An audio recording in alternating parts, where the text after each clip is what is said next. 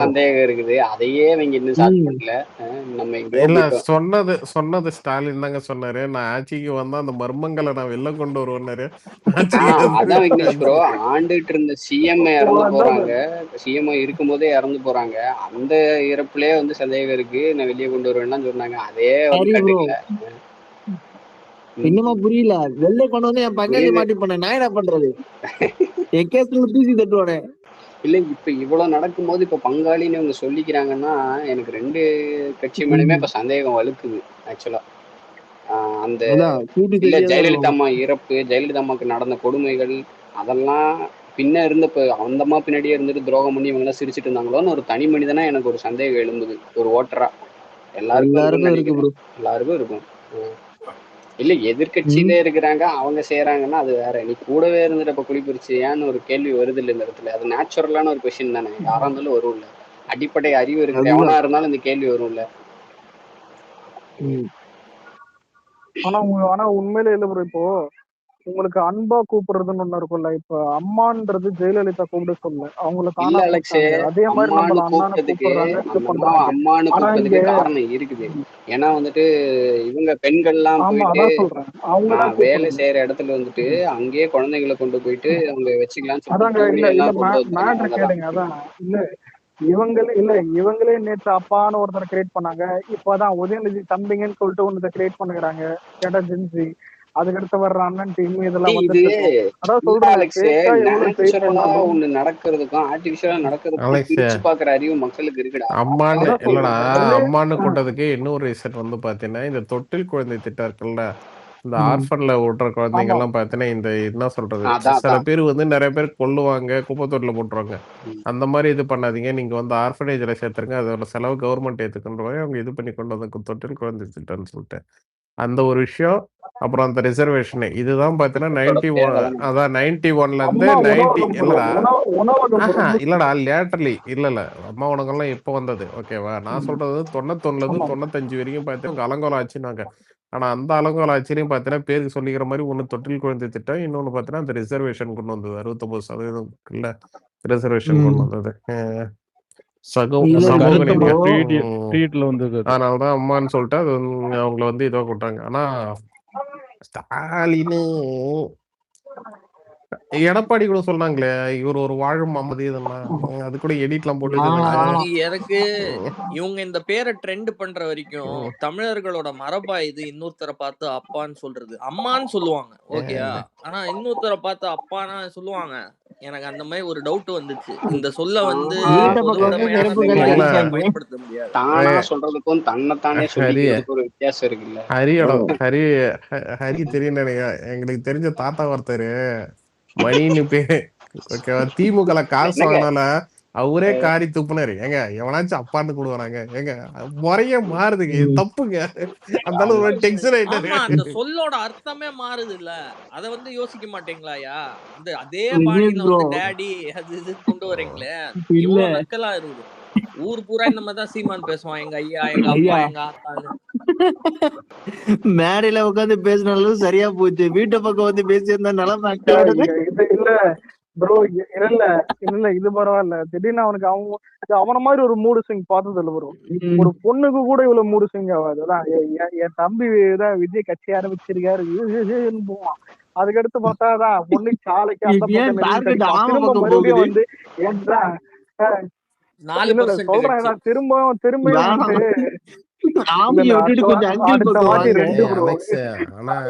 அடுத்த வாட்டி 2 ப்ரோ. எனக்கு வந்து பார்த்தா உண்மை சீமான மிஸ் பண்றதா, அடிக்கடி பேட்டி எடுப்பாரு.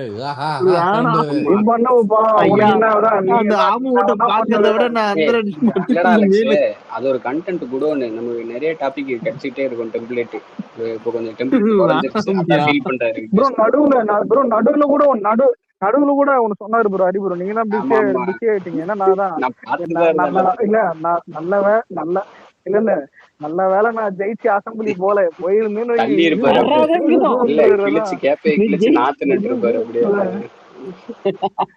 இல்ல அங்க அதான் விக்னேஸ்வரர் அங்க மட்டும் போய் என்ன பண்ணிருவேன், தக்காளி ஏன் நடல, விஜய் வந்து ஏன் இந்த ஸ்கீம் எடுத்துனார்ல, அதான் நீங்க ஏன் ஒரு பண்ணல அப்படின்னு சொல்லிட்டு அதான் நம்மளால இவர் உள்ள போயிருந்தாருன்னா இவர் வந்து போய் லூஸ் மாதிரி போயிட்டு மீனவர்கள் கிட்ட கையில கை எறி குண்டை கொடுத்துட்டு போலீஸ்ல மாட்டிருப்பாரு, இன்டர்நேஷனல் போலீஸ்ல.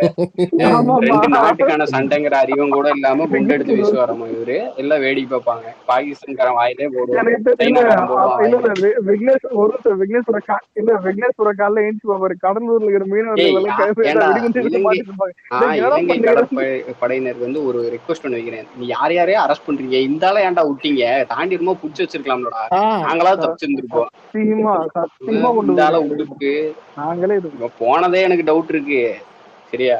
இல்ல இல்ல ஒரே போனாதானே போனா அததான் சொல்றேன், போனதே எனக்கு டவுட் இருக்கு. போனாதானே இது அண்ணன் சொல்லுவார்ல, நண்பன் அடிலான்னு சொல்லி, காலேஜுக்கு விக்னேஷ் bro. போனாதானே அப்படின்னு. அந்த மாதிரி இலங்கைக்கு போனா விக்னேஷ் bro, சொல்லுங்க சொல்லுங்க. எனக்கு ஒரு ஐடியா தோணுது இவரை கோர்த்து விடுறதுக்கு. என்னது? பண்ணலாமா? மீனவர்களோட சேர்ந்து இவரை அமுச்சு விட்டுருவோம். அததான் ஏதாச்சும் தெரியாம வருது, இல்லங்க. ஏதாச்சும் ஒரு நாள் மீனவர்கள் தெரியாம அப்படி போயிடுவாங்க. மீனவர்கள் அப்படியே அங்க இலங்கை வேணா கடற்கரை வேணா முடிச்சிட்டு போய் இந்த ஆளை வேணா மீனவர்களோட மீட் பணையமா பண்ணிடுவோம். வச்சுக்கோங்க, எங்களெல்லாம் விட்டுருங்கன்னு சொல்லி கோத்து விட்டு இவங்க எல்லாம் தப்பிச்சு வந்துடணும். அந்த மாதிரி மிஷன்ல வேணா அதுதான் அனுப்பிச்சு விடலாம், மீனவர்கள் சேஃபா திரும்பி. அதுதான் மீனவர் மட்டும் இருக்கட்டும், மீனவர் நம்ம எப்படியாச்சும் கூப்பிட்டு வந்துருவோம். ஆனா இந்த ஆளை நீ இங்கே வச்சுக்க, நாங்க நிம்மதியா இருக்கிறோம்னு வந்துடலாம். நல்லா இருக்கும். இல்ல அப்பயும் இவரு போக மாட்டாரு, மீனவர்கள் கையில குண்டை கொடுத்து விடுறது, அவன் மாட்டுறதுக்கு குண்டோட சேர்ந்து அவனை கைது பண்ணிடுவாங்க. நாங்க தேவையில்ல, நீ போ.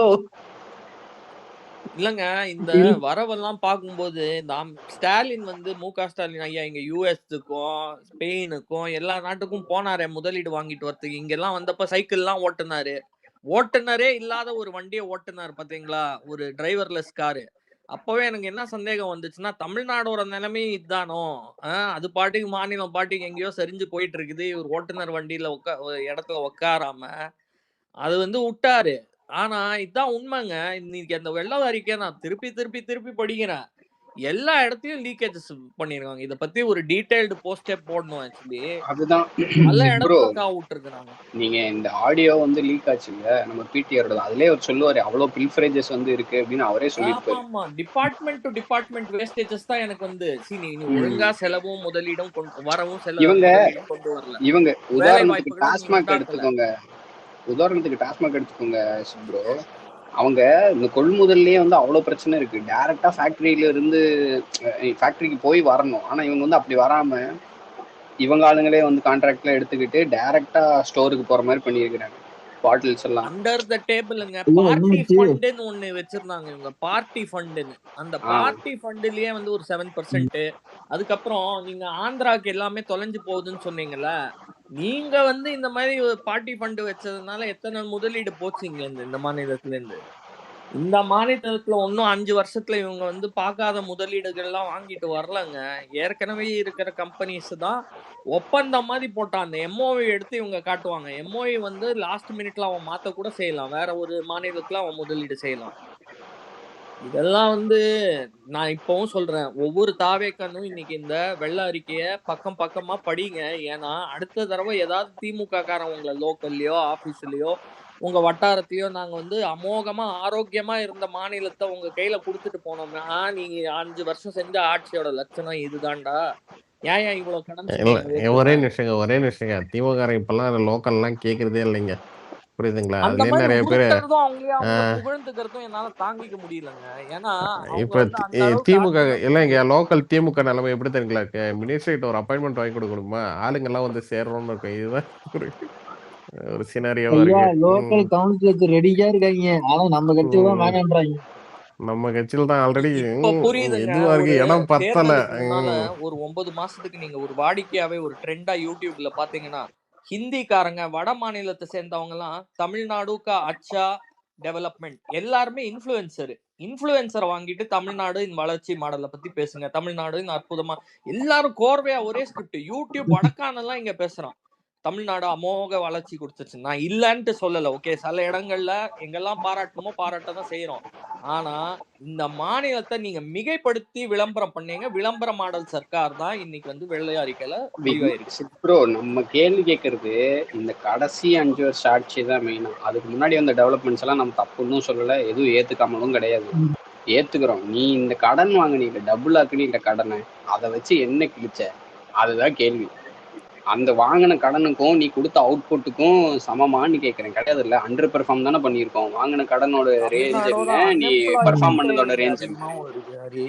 ஏஜிங் பாப்புலேஷனும் இல்லைங்க, ஏஜிங் நீங்க பாப்புலேஷன் டெவலப்மெண்ட்டும் டபுள் ஆயிருக்கணும் இல்ல. கடன் டபுள் ஆகுதுன்னா டெவலப்மெண்ட் டபுள் ஆயிருக்கணுமா இல்ல? ஆயிருக்கா? அதுதான் கேள்வி. சிம்பிள்.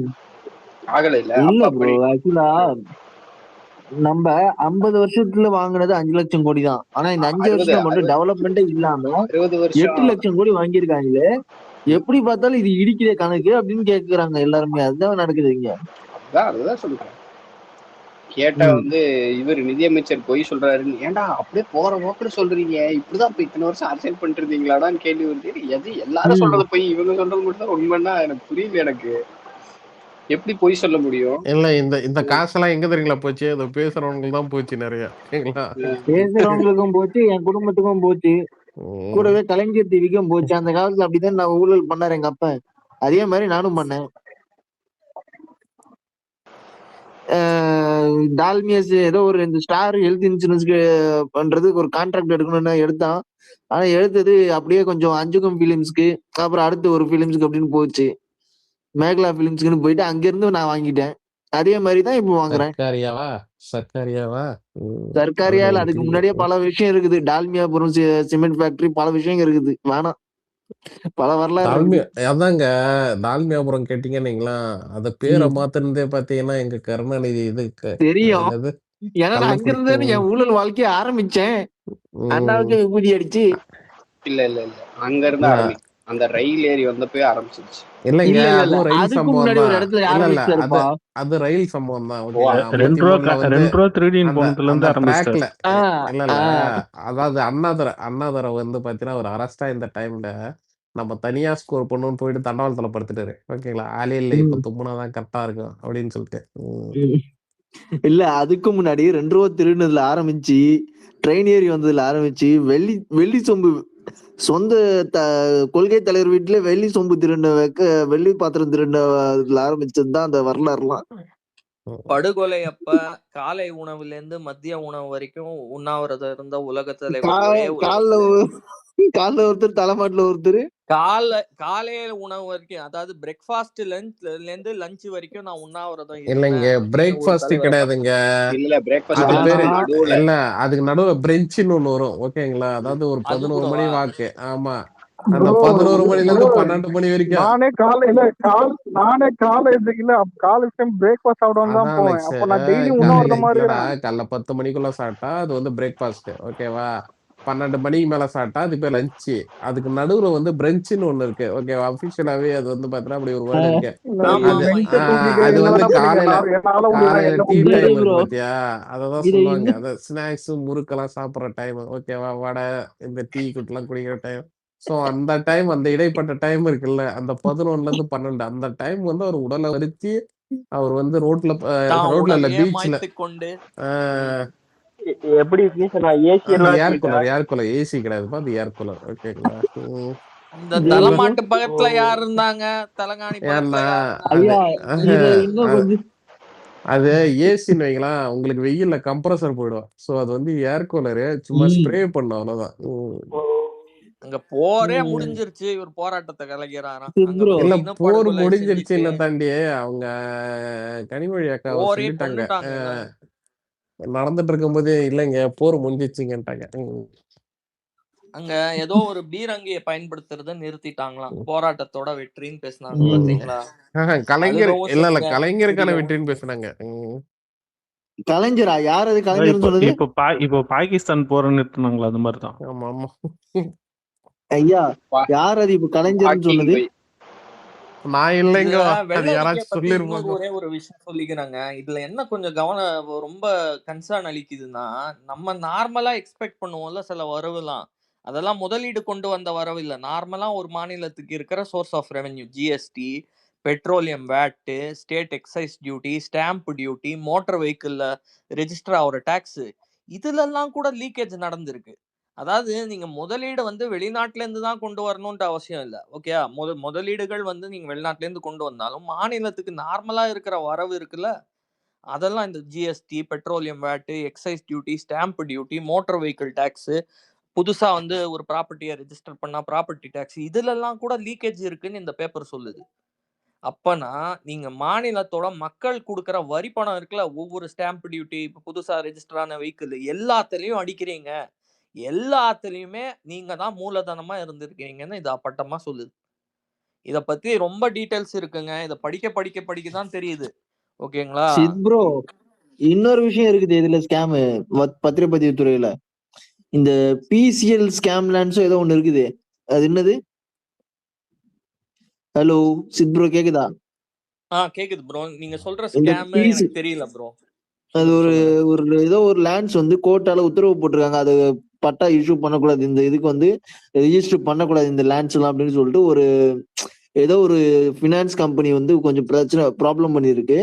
அந்த லேண்ட்ஸை வந்து ரிஜிஸ்டர் பண்ணக்கூடாதுன்னு ஒரு கோர்ட் உத்தரவு போட்டு இருந்திருக்கு. அதையுமே ரிஜிஸ்டர் பண்ணி கொடுத்து அதுலயுமே காசை கொள்ளையடிச்சிருக்காங்க. எல்லாத்தையும் தாங்க. அதாவது பாப்புலேஷன் வேற ஏஜிங் ஆன பாப்புலேஷன்.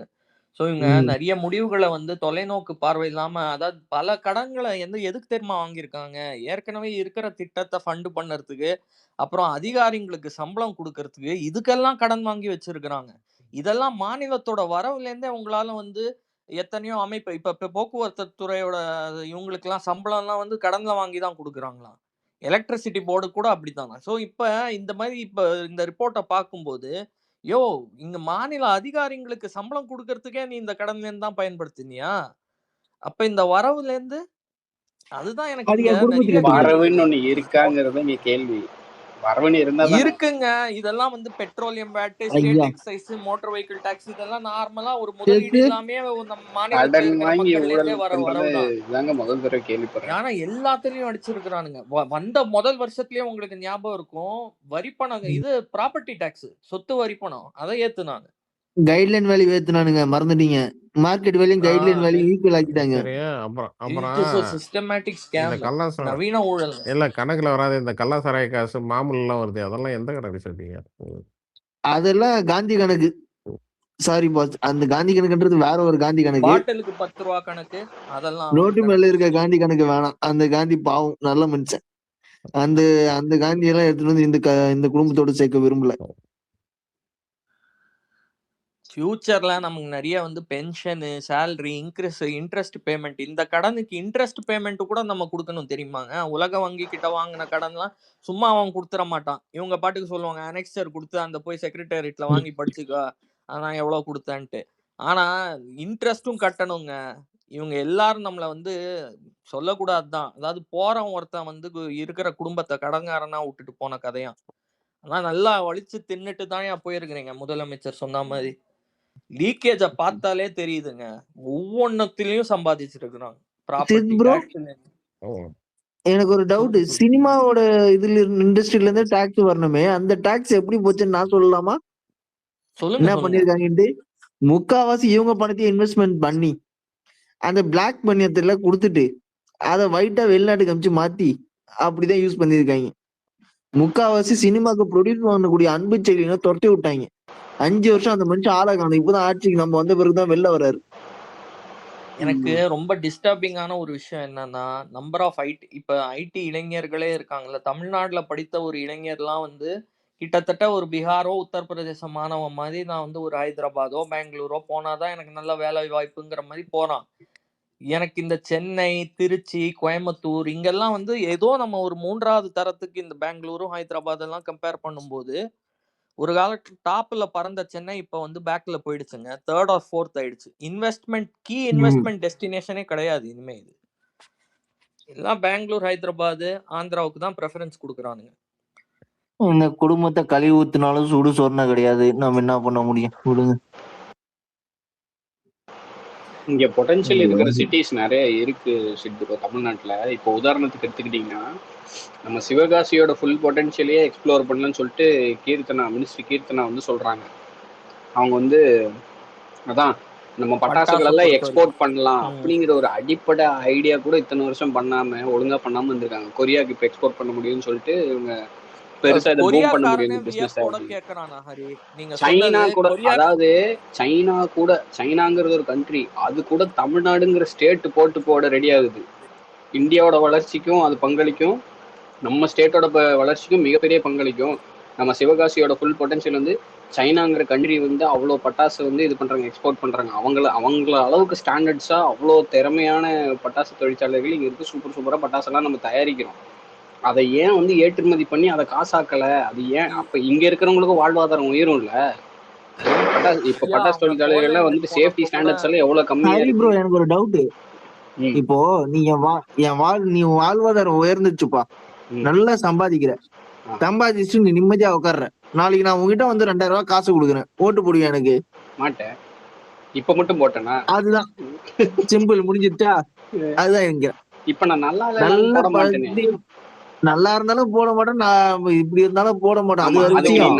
ஆனா அது அந்த முட்டா பசங்களுக்கு புரியலையே. இல்ல அவனுக்கு புரிஞ்சிருச்சு, புரிஞ்சுதான் பண்ணிருக்கானுங்க. நீ எப்படி நான் உன்னை உன் வாழ்க்கையை மேம்படுத்தினாலும் நீ எனக்கு ஓட்டு போட போறது இல்ல, எப்படியும் நான் தோக்கடிக்க தான் போறேன், அதுக்கு நீ சேர்ந்து நாசமா போன்னு நினைச்சிட்டானுங்க போல. முடிஞ்ச அளவுக்கு கொள்ளையடிச்சுட்டு போயிடுவோம், எப்படியும் தோக்கடிச்சிருவானுங்க அப்படின்னு தெரிஞ்சிருச்சு. அதனால அப்படி நாட்டை நாசமாக்கிட்டு நாங்க போறோம், நாட்டை நாசமாக்கிட்டு நாங்க உங்களுக்கே ஓடி போயிடுறோம், நீ எப்படியாச்சும் உன் நாட்டை நாசம் பண்ணிக்க அதுக்கப்புறம் அப்படின்ற மாதிரி பிளான் பண்ணிருக்கானு. அக்கௌண்டபிலிட்டி இல்ல. தோத்துட்டு நாங்க வந்து ஆட்சிக்கு வரதே எதிர்கட்சியா உட்காரதாண்டா, இப்பதாண்டா திமுக காரனோட ஆட்டத்தை பாப்பீங்கன்னா உருட்ட வேண்டியது.